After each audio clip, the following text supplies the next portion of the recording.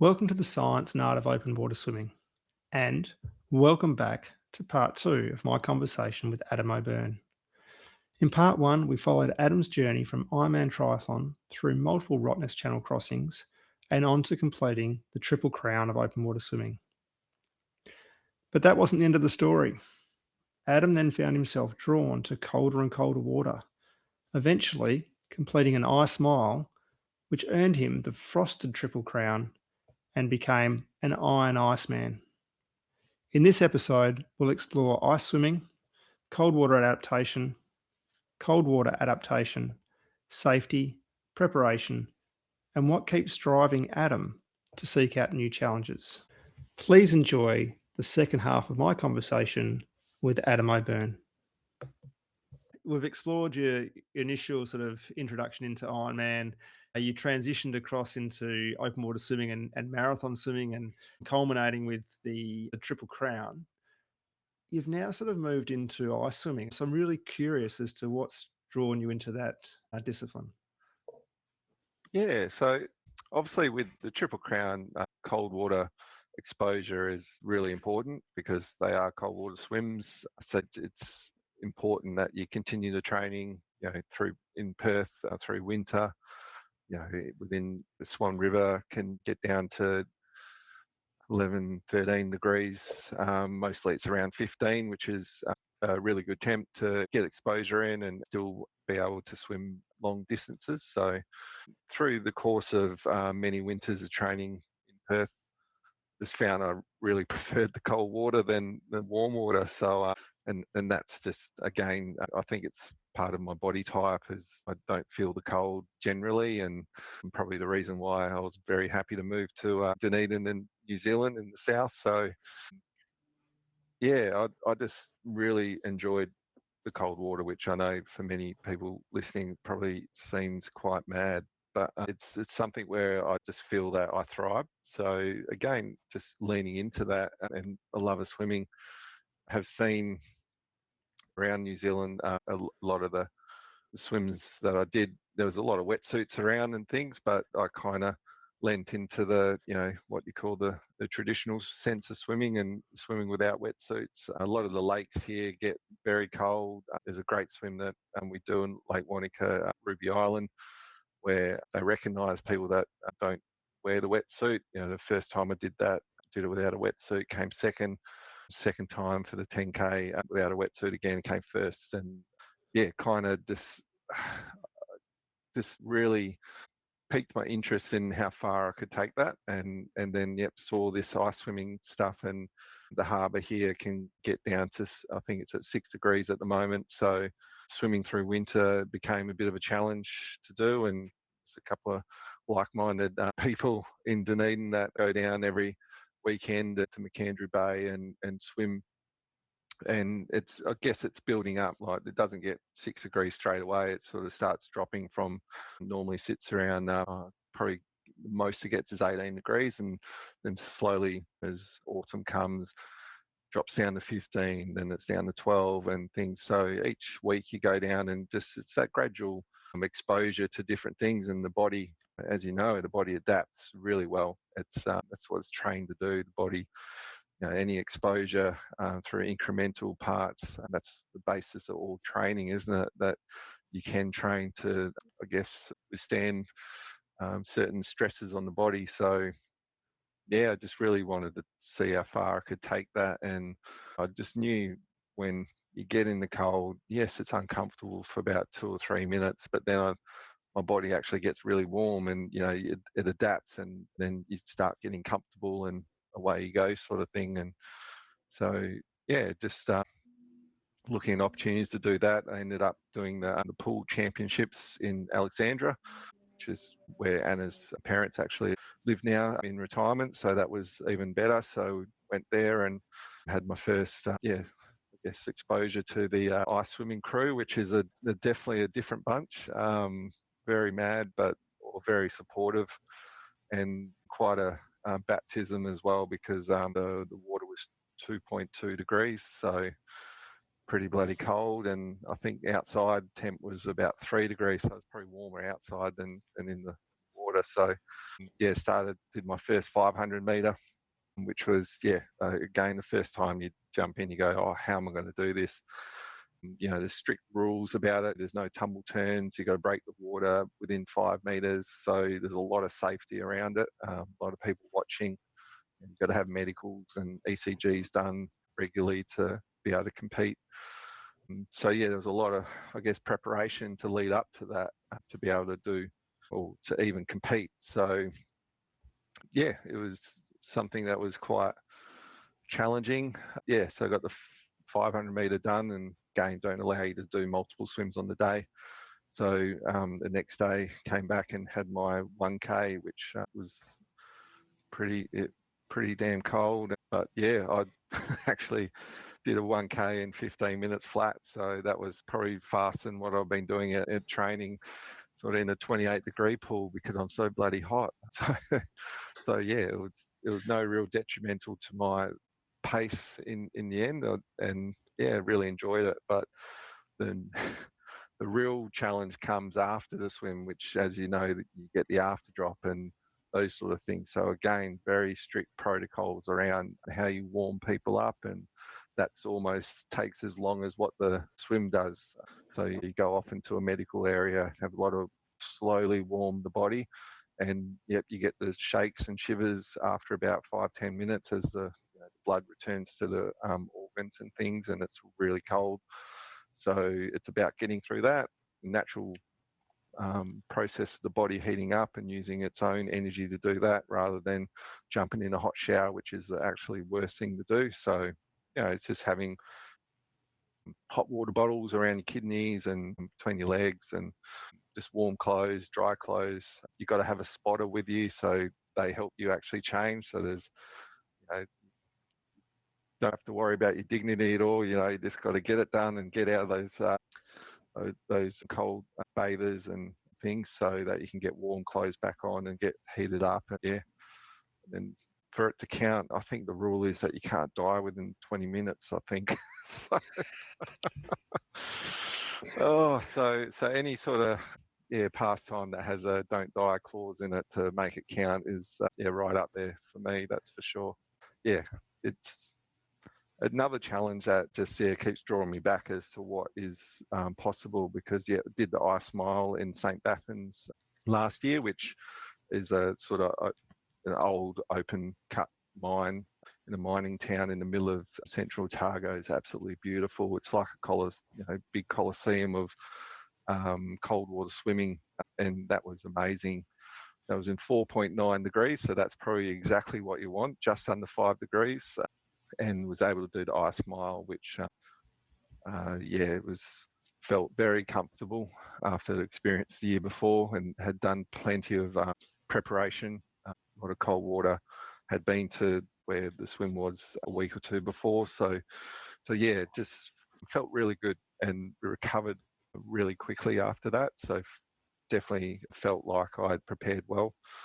And and again, gets me thinking in that mindset as to what's next and how can you go like to the next level, which the extreme Ice Mile is the next level, which is anything above 1.6. So definitely have a goal of doing an extreme, hopefully 2Ks or 2.5, aiming up to 3K, I think is achievable given the right conditions and the right sort of preparation. So that's, I think, where I'd like to take it next, because there's some absolutely amazing things happening in the cold water swimming community, swimming in Antarctica and these sort of things that Lewis Pugh does, and really like his ethos on training and preparation, preparing for moments and preparing just a lot of attention to detail as to how you respond to different challenges. And cold water was one of those things that you had to prepare for within the Triple Crown. This is taking an extra step of actually aiming for the coldest water, and then how you respond and how you react to that, and how you, I guess, tolerate it and become comfortable in that experience, because it's not comfortable, but you got to find a way that you accept that, and you continue on, and you just focus on the end goal, which is to finish and to not die. So yeah. So just there's a couple of things there I'd like to sort of get a bit more on.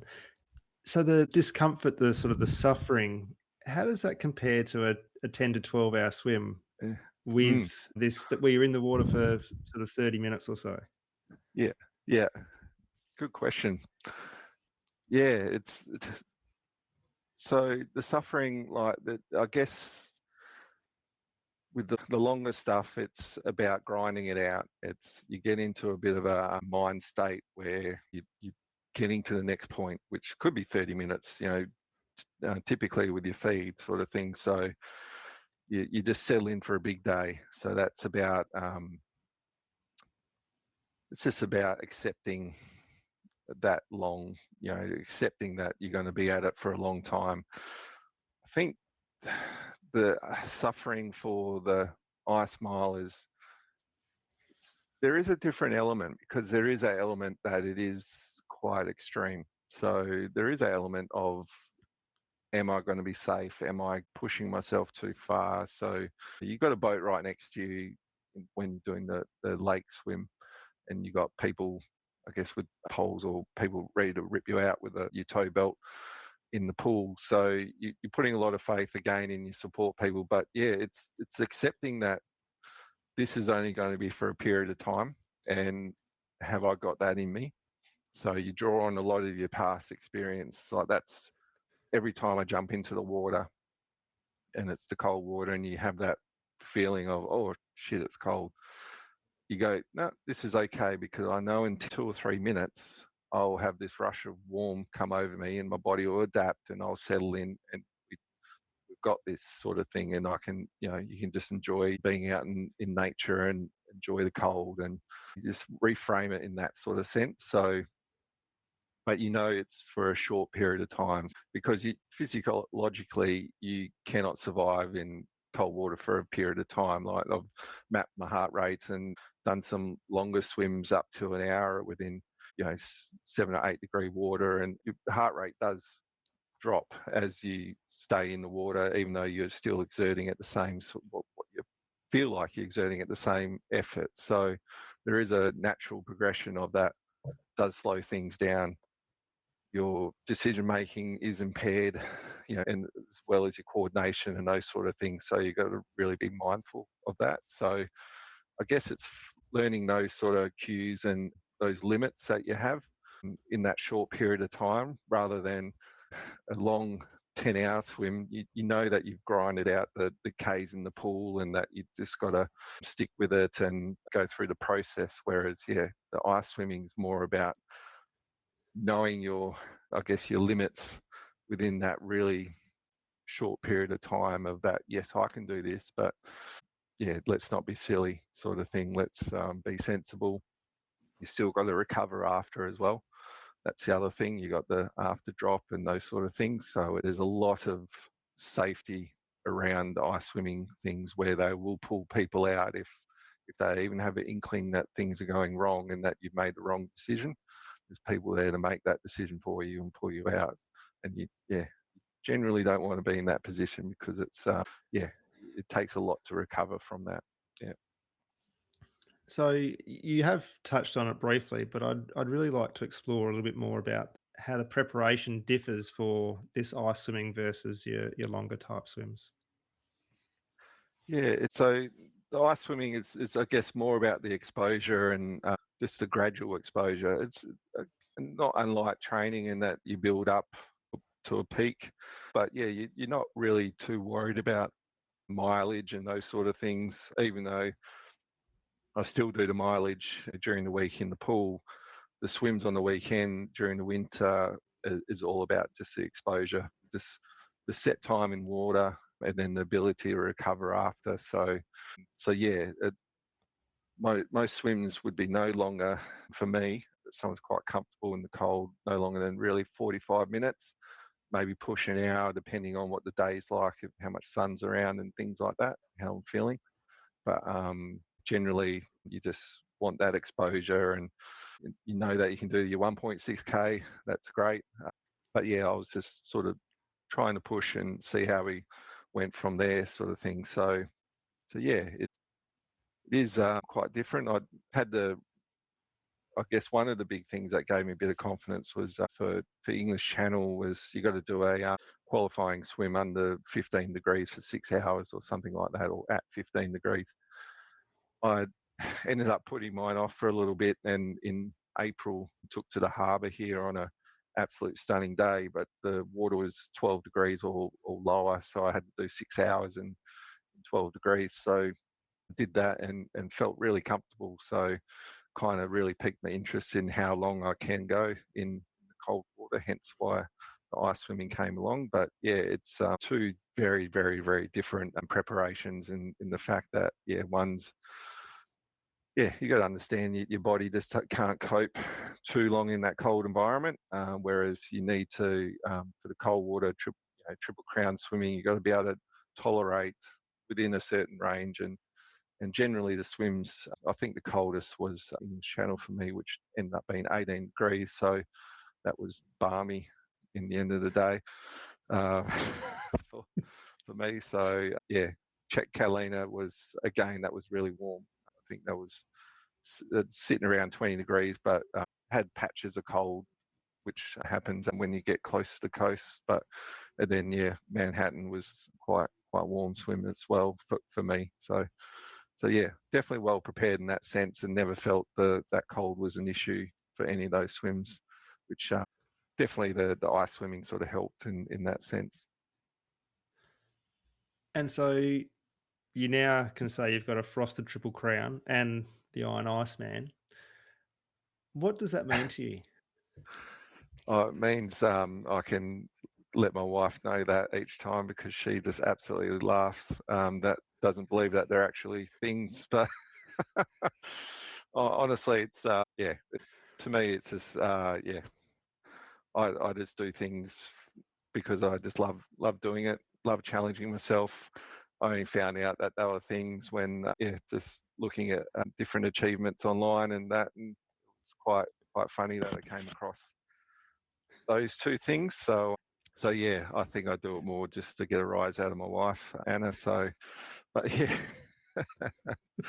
I mean, there's lots of wonderful athletes out there done a lot of different things. So I think people are just recognizing the adventure in what is life and what is sport. Like it's great to have those sort of things out there to really push, I guess, performance. And yeah, there's lots of, you know, the Ocean Sevens, the thing people aspire to different things at different times, and I never set out to do any of those. It was just something that I just ended up doing through just the love of endurance sport, the love of adventure, travel, you know, being able to do all these wonderful things with my wife and family and by my side has just been great. So yeah, it's just funny that people like to put little titles on things. So it's pretty cool just to be up there. And I don't think there's many people who have done all those things together. So yeah, to be one of a very few in the world is quite funny. But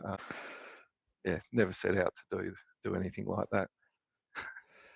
Oh, look, I think it's amazing achievements. Now, I've got just a couple of real sort of quick ones. So, sort of, the first thing that comes to mind, what is your favourite swim set and why? Oh, I tell you what, one swim set that I really disliked to start with, but I now like it because of how it set me up as a swimmer and how it's improved my swimming. And it's a set that we do here in Dunedin, Terrible Tuesday. So I reframed it to be Terrific Tuesday, just so to put a positive spin on it. But it was basically 200s. So it's four sets of 5 200s, and the first one's just obviously your basic, you know, 5 200s on 3 minutes, and then you do your pool set. So it's 5 200s on, can be anything from 235 to 240, depending on who's leading it. Then there's just 5 200s on short rest, which is generally the one that I ended up doing myself to push myself, and then pull again for the last, but descending. So finish on a real strong note. So used to go down and do a 2K warm up and then do that set. So a 6K pretty much a threshold set that really took my swimming and took, I guess, the ability to sustain a higher pace over a longer distance to the next level. So yeah, that's something that, yeah, and at first hated, but then, and I still do it now with the group here. And yeah, it's one of the sets that you just get in, get it done within an hour if you're just doing the 4K, hour and a half if you're doing the extra. So I think that just built my foundation, especially for the English channel. Because I look back at those sets I did, and mind you, it's in a 25-meter pool as well, mostly. So lots of tumble turns and things, but yeah, definitely one of the ones that you get the most value out of, I think. When you're in the water, are you a singer or a counter? No, I'm a planner. As in, yeah, what do I think about or do, or how do I pass the time? Yeah, no, lots of planning and thoughts and things like that, work and life and things. Yeah, but yeah, if anything, it would be singing, definitely music. But yeah, lots of different things. The toughest moment you've had in the water? Oh, gee, it'd have to go back to the double where, yeah, I was mentally cooked. That would probably be, yeah, the toughest moment, definitely. That's probably, yeah, the absolute bottom of what you can experience in wanting to give up and to not be there. Yeah, definitely. So I always carry that with me as a reminder of how, I guess, how bad it can get, but also, how you can dig yourself out. Your favorite or the most beautiful swim location? Um, I if I can do a couple, I got one of the favourites here is, I mean, besides the harbour, what we got in Dunedin, which is absolutely stunning. If I was to choose one, there's Lake Wanaka, which I'm sure most people know, great ski town and tourist town in New Zealand. But yeah, there's a Ruby Island swim there, so they do lots of different distances. But they got the 10K, which is 2.5K loops around Ruby Island, which is beautiful, tiny little island. So yeah, it's just absolute pristine water, great little town, great event planners there that run it, Ian and his team there. So yeah, just one of those local community grown events on such a beautiful lake, which I've spent a lot of time there. Wanaka has a very special meaning, I guess, for Anna and I, obviously with the engagement and things, and we got married there as well. So yeah, lots of special memories in that place. So yeah, love getting there, and great swim community there as well. The Wanaka Lake Swimmers Club. So yeah, definitely whenever I get there, try get out. But I have a special mention for the swim Manhattan Island at night.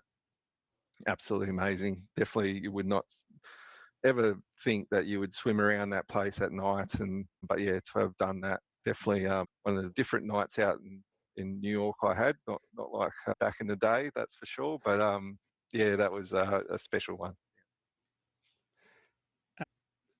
Next challenge or adventure?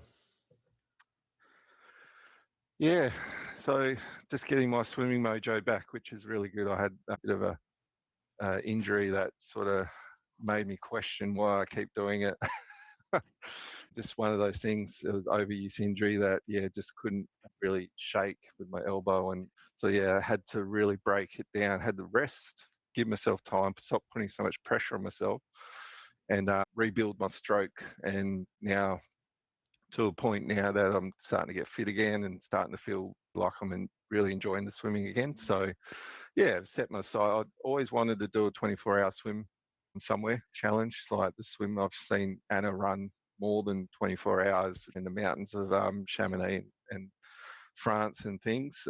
And that, that's it's pretty brutal to see her go through that, but it's just always piqued my interest as to, okay, what can we do swim wise? And there is plenty of lakes around here that, again, cold water, quite achievable. swims that either have been done by a few people or haven't been done at all. So taking that adventure side of things again and look at a lake down here that hopefully get a window of opportunity to with the weather and things, and yeah, have a crack at maybe doing a new route somewhere, or one of the other lakes here like Lake Hawea where we camp, and Lake Wanaka, which has been done before. But yeah, they're all, there's actually 3 of them that I'd like to do within the next few years, sort of thing, just to yeah get a bit of enjoyment back in the swimming, a bit of adventure, and maybe look abroad after that.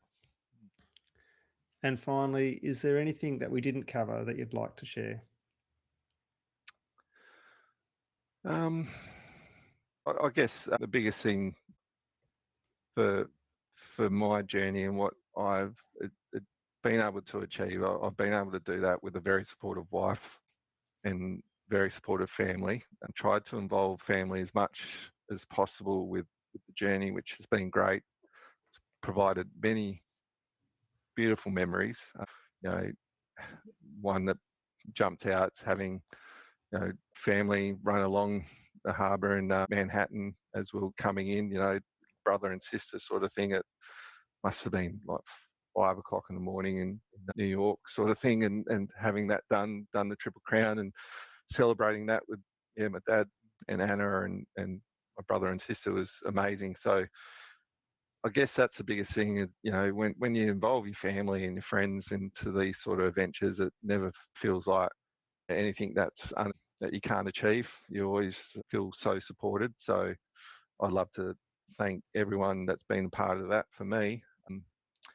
And then the biggest thing, I guess, with training for any of these events, because I don't know, with you as a coach, there's obviously that there's the work to do, and you follow your program, and there is a science to it, and trust in the process. Everyone says that, but I always took away with me to always train for the moments as well. That's part of preparing yourself for those things that don't ever go your way. So if you have those swims where it's not optimal conditions and things, but you go out anyway, that's beneficial in itself. You might not achieve your time goal or your mileage goal, but you've gone into some pretty hairy conditions and things like that's great. You do those sessions with the English Channel. I made sure 5 hours swimming in a 25-meter pool is pretty damn boring and horrible and mentally draining and all those sort of things. But it allowed me to prove to myself I can switch off, I can do this. So I knew that in those moments out in the channel, where you're by yourself in your own thoughts, you're prepared for it. Doing those 10 1K time trials in a row, which I hate 1K time trials, but you do that, you get a lot of faith in your ability to push above. So that's one thing I think within your training program, or always keep an eye on those moments which it's going to challenge you, and it's going to really, I guess, put you mentally at risk of quitting or whatever. But if you can push through that and have that confidence later, and once you get to your event, then that's worth more when you're out there and in the elements and things are not going right. If you draw on those moments that you had in training, then yeah, that's really important, I think. Well, Adam, this has been so excellent to catch up again. I really enjoyed this conversation, going through your experiences over the last 20 years, and just the little bits of the information that you've been able to share has been fantastic. So thank you very much. Yeah, thanks, Grant. Yeah, it's been absolutely awesome to reflect on the journey. It's one of those things you don't get to do very often in a busy life and things. And yeah, being in another country and stuff now, so I've really appreciated you reaching out and the opportunity to talk it through. It's been great. Wonderful. Thank you very much. Awesome. Cheers, mate. What I keep coming back to from this conversation is Adam's idea of training for the moments. Not just training for the event itself, but preparing for those moments when things don't go to plan. when you're tired, uncomfortable, doubting yourself, or faced with a challenge you didn't expect.